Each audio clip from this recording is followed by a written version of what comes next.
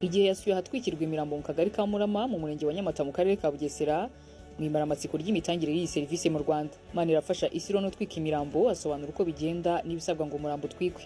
Iyo bageze hano hari igihe habaho gusezera bakavuga ati mwemuretse hanze tumusezereho,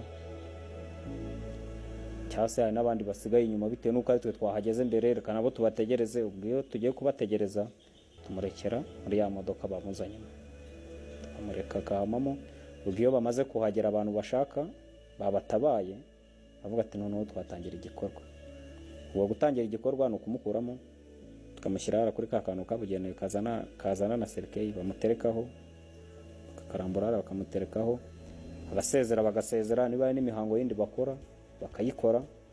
Ubwo iyo bayishoje rero bavuga ati yoke mutangira akazi noneho nta kibazo turababohoye mu gutangira. Ubwo nyine twe turamutera tukamushyira hano hejuru haba hariho inkwi. Iyo tumaze kumushyiraho ubwo igikorwa ni kiba gisigaye nyine ni ugutwika, ni ugucana. Ngo haboneka umuntu ugomba kuza agashyiraho akarasa bya bintu bya kinyarwanda byo gushyingura by'umuntu washyinguye nyine.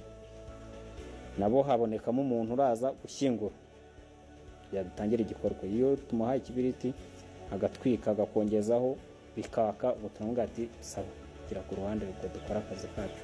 Gutwika umurambo kandi bikorwa mu buryo bwa kinyamwuga ku buryo bidateza ibibazo mu gace karimo gutwikirwamo, hirindwa ibirimo kuba umurambo uri gutwikwa wanuka ndetse n'ibindi bitandukanye.